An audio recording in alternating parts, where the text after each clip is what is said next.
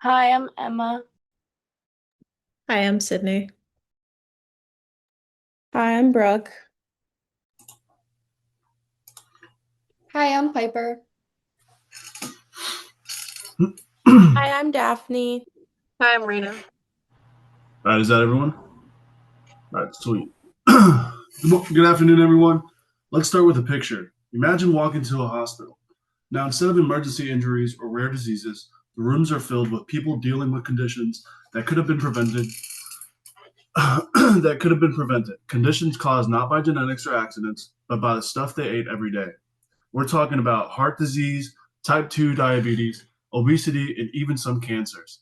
And no, I'm not describing the plot of a dystopian movie. I'm describing a Tuesday at your local hospital.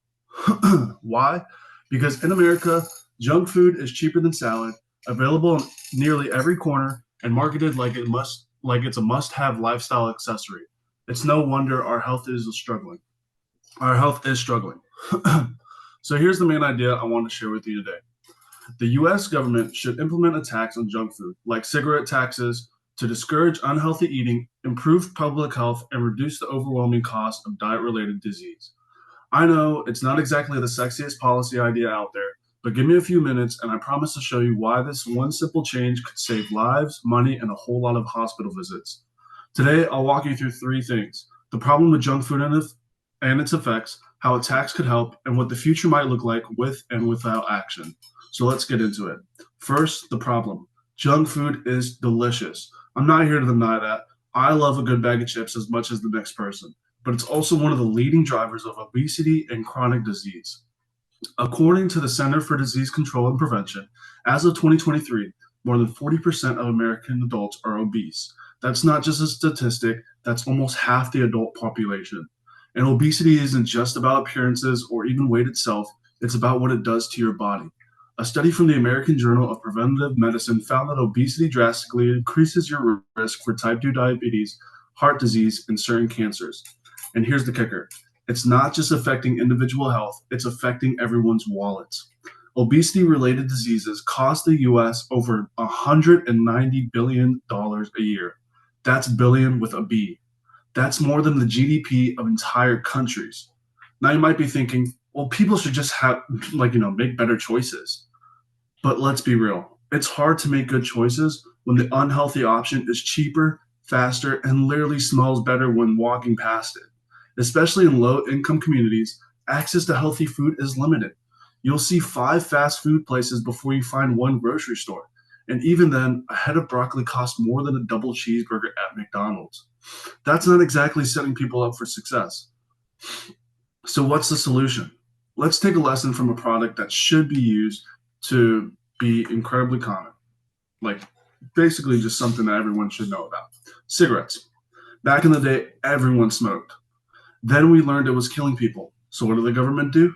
They taxed it very hard. I mean, you go into a gas station, it probably costs more than water bottle now. And guess what? It worked. Smoking rates plummeted, especially among young people. Why? Because when you make something more expensive and less convenient, people buy less of it. Shocking, right? We knew the same with junk food, starting with sugary drinks and ultra processed snacks. Cities like Berkeley, California were the first to experiment. They added a penny per ounce tax on sugary beverages, and within a year, sugary drinks such as Dr. Pepper, Coca Cola, and Sprite dropped in sales by nearly 10%. Meanwhile, water sales went up. That's a huge win. In Philadelphia as well, they introduced a 1.5 per ounce tax, and sugary drink sales, same ones, fell by 38%.